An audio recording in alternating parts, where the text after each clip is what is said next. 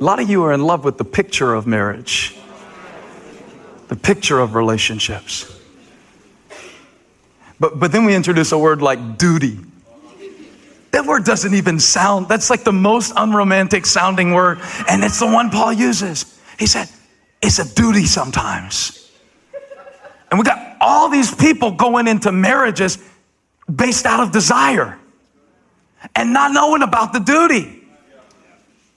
Like, if you're gonna get married, you better be ready to go to work some days. Not just go to work. You're going to go to work and do a job. Then you're going to come home and do another job, because it takes work to make this thing work. My marriage isn't working, because you're not. If you went to your job like you came home, you wouldn't have a job. But somebody needs to say this.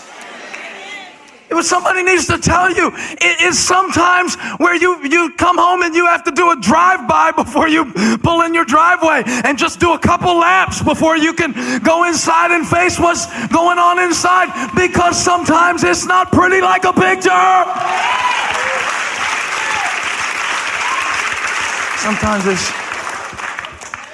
Sometimes it's challenging. Yeah, sometimes it's difficult to go through different seasons, and you change and they change, and maybe they change in a way that you don't change, and you got to accommodate each other. And where are you now? And I got to overlook a fence. Now I know what you look like when you first wake up, and you know what I look like at the end of a hard day, and we're not fooling each other anymore, because we had a whole lot of pre-memorized, pre-programmed stuff that we did for each other during dating, and all that crap's out the window now because it just got real. And without a sense of commitment, if you come in here to this marriage thing, this relationship thing, this life thing with what can I get out of it, you've missed the point, Paul says. He says, come to it, whether it's sexually, emotionally, relationally, come to it not for what you can get, but what you can give. You are giving yourself away. And I think a whole lot of us want the gift of a relationship without the giving of ourselves in a relationship. I think a whole lot of us are messed up about this. Marriage is the best thing, but it's not the easiest thing.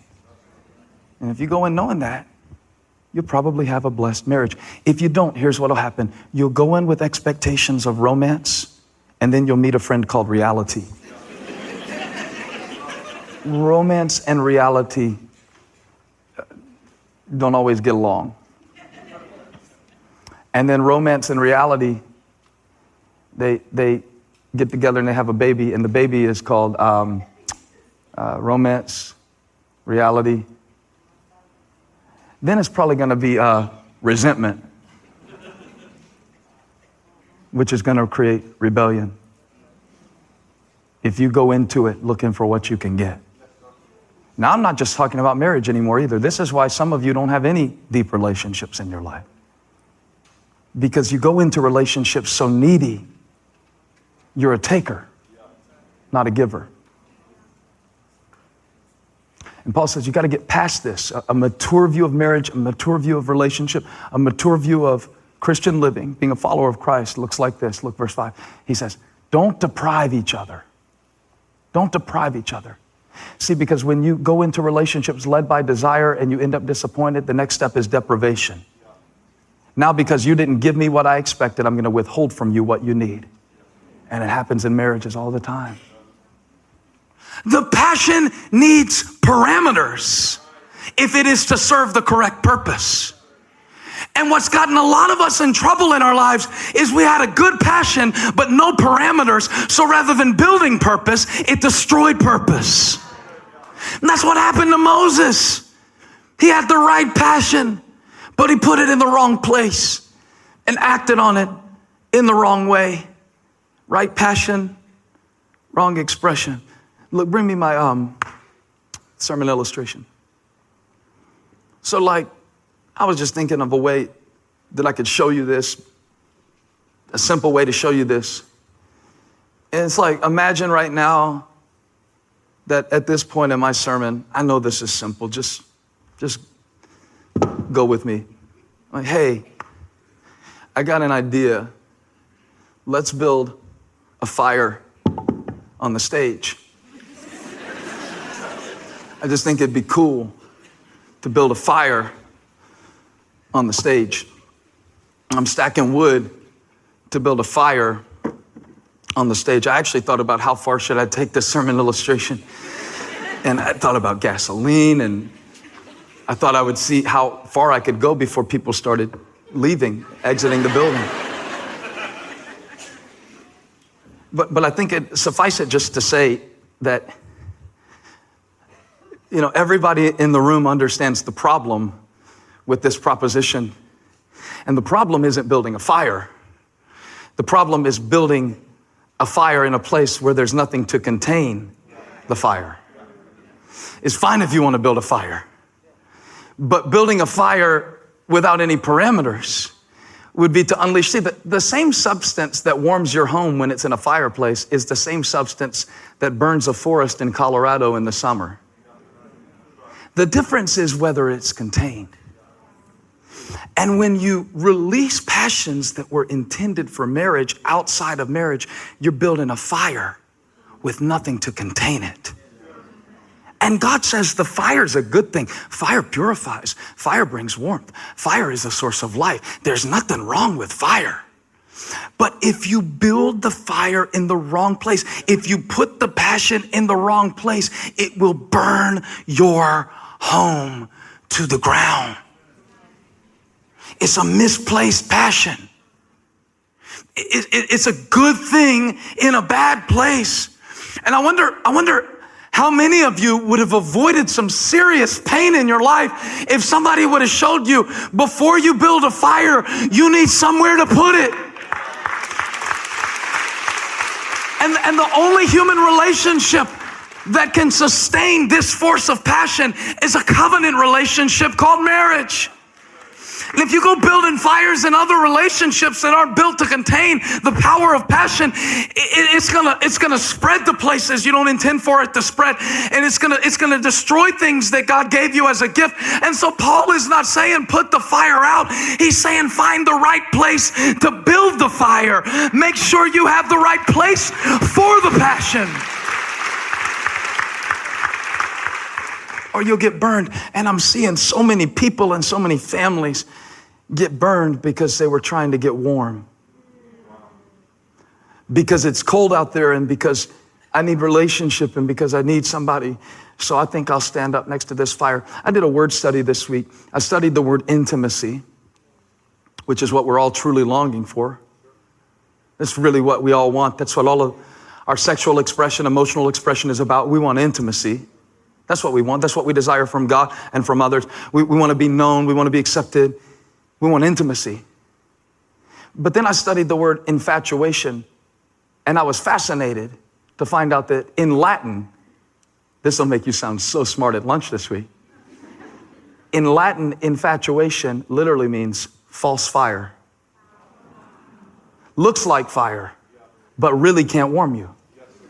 Looks like fire, but really can't empower you. Looks like fire, and that's what the world offers, is an infatuation with images of sexuality, but it won't really warm you. In fact, it can actually run away from you and burn your house down. And some preacher needs to get up in front of you and just have the guts to care 2 cents worth of nothing what you think about it, and say, if you're building these fires in the wrong place, it's gonna burn you. It's gonna burn you.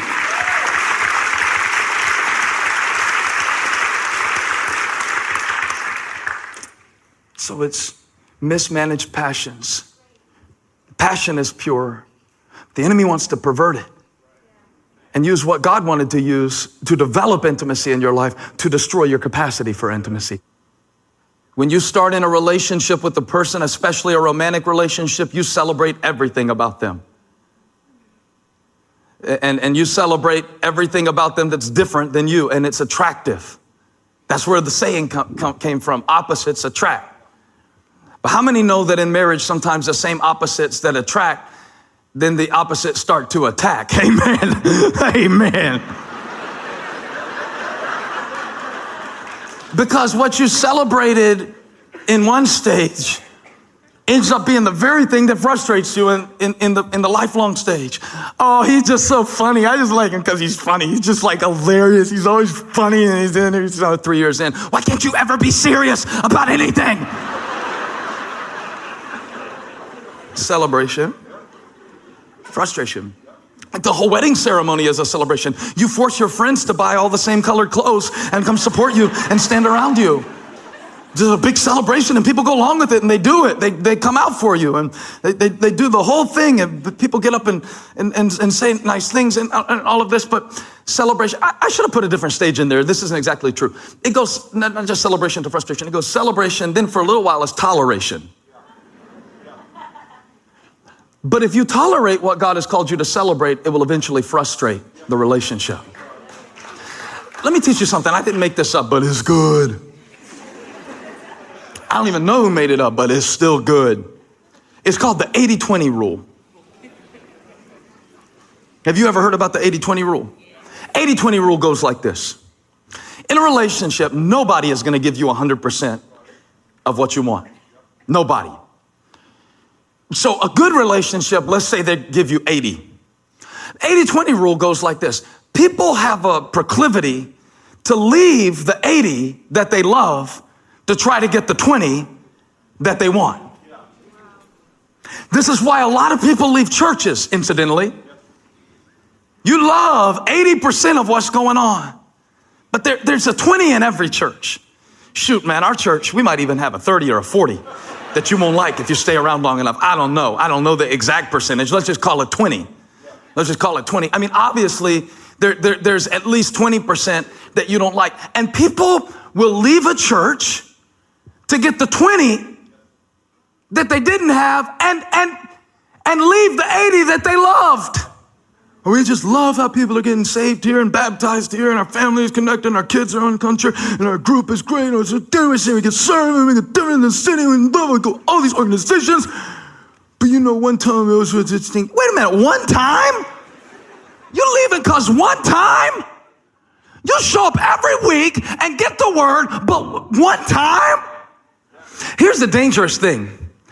Before you leave 80 for 20 in any relationship, you better make sure that 20 is really worth it.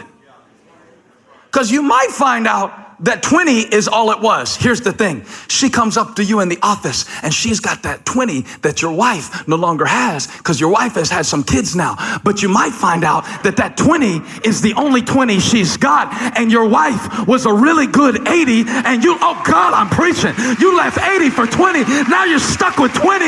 You better be careful. You better be careful. Because I promise you, even if they got an 80, they got a 22. Touch somebody, say, you got a 20.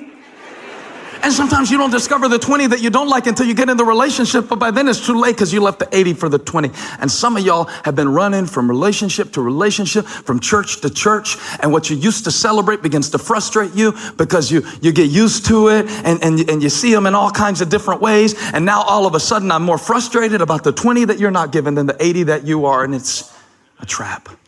I am called to encourage your strengths.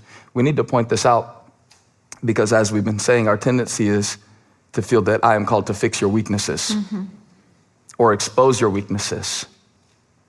And there's times in marriage to talk about things. You know, Holly helps me with my temper, but not in the middle of my temper tantrum. As she said, it's about timing. Yeah. She helps me. And one of the greatest ways that she helps me is not by going straight to the C's and D's and F's on my report card, but talking about the A's. We call this, and I got this from a book about changing things when change is hard. And the book is called Switch, and they talk about bright spots. And they talk about an epidemic. There was a starvation epidemic. Somebody went in to try to fix it, they couldn't fix it. Somebody else came in to try to fix it, they couldn't fix it. Somebody else came in and tried to fix it, they couldn't fix it. One person came in and tried to fix it, and they began to fix it. Because everybody came in the first several times trying to fix what was wrong. They would find out the problems. Why were these people starving? Trying to fix it. Couldn't fix it systemically. But then one person had the foresight to find one family that was in the same situation with limited resources that was not starving, and find out what they were doing right, and then teach that to the surrounding village. Right. Bright spots. If you look for the bright spots, like somebody said to me the other day, who tells you when your sermon isn't good? And I'm like, God, Holy Spirit. I feel that way. You know, I did a survey of preachers. I'm getting way off track and we got to close, but I did a survey of preachers and I was telling you this, of some of the top preachers that you would know their name. And I've been asking them, how many times do you feel like you preached great when you walk off the stage? And the most common answer was 1 out of 5 at best.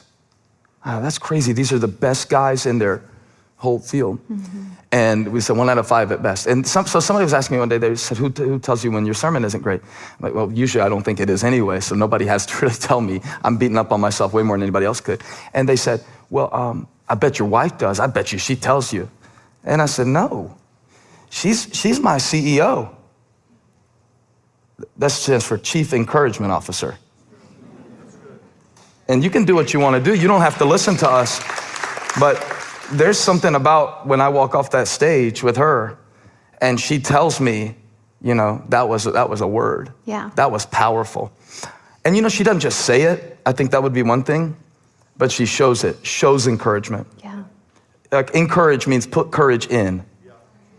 And she puts courage in me by her presence. Did you know that every weekend she sits through all 3 of my sermons? It's the same sermon every time. Of course, I change it a lot. It's good every time. But and you're like, oh, yeah, right. She talks to me that way all the time. And you know what's weird? You can trick a man into believing he's brilliant. He doesn't have any strengths. Make something up and he'll get good at it with enough repeat. You can, I mean, it's like Inception. Women, you have power to just plant stuff. We'll think we're good at stuff. You're such a great dad. Why? You came home. Well, let's start there.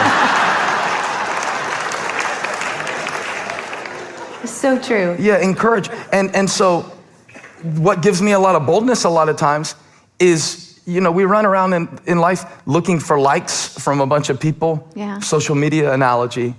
But if you get the right like from the person that you love the most, you don't need all the other stuff.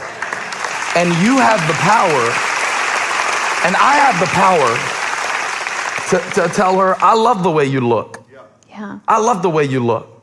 I love the way, I love the way you cook. I love the way she does more than just cook and look good.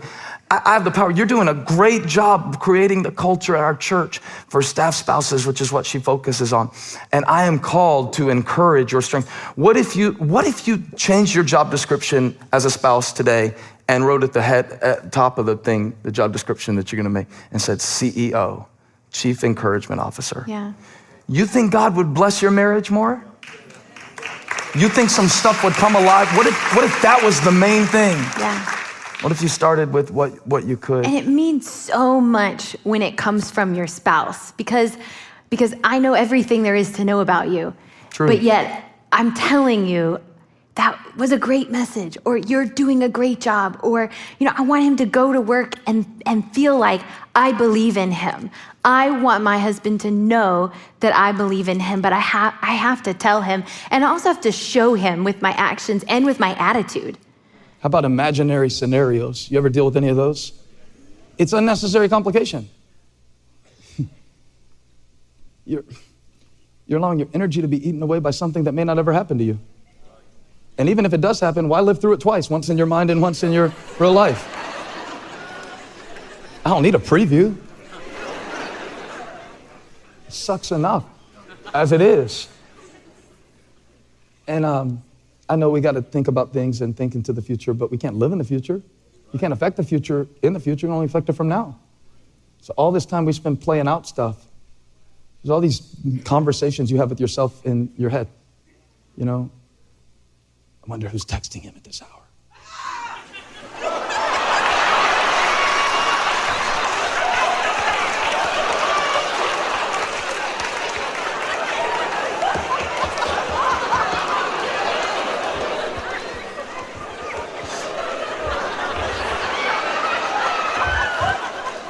She sounds hideous. Have you seen that commercial?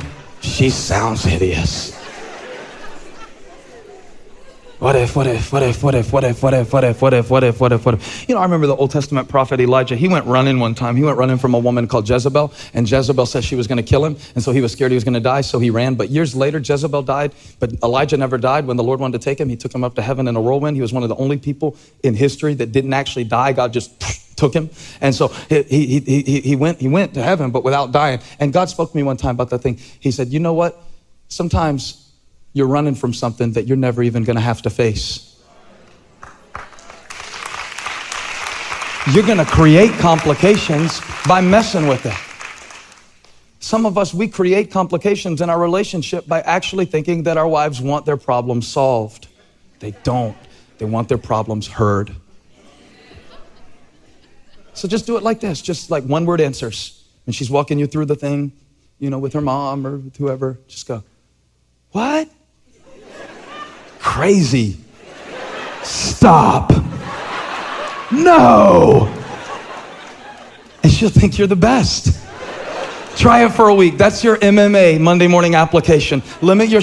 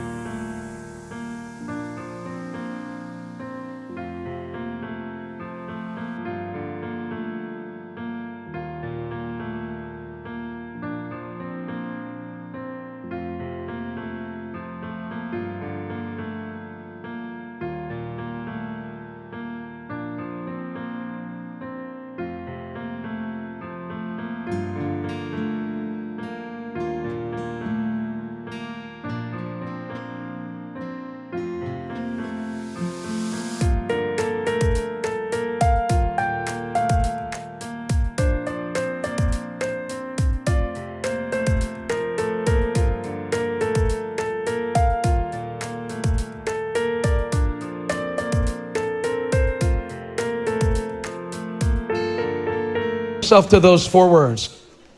What? No. Stop.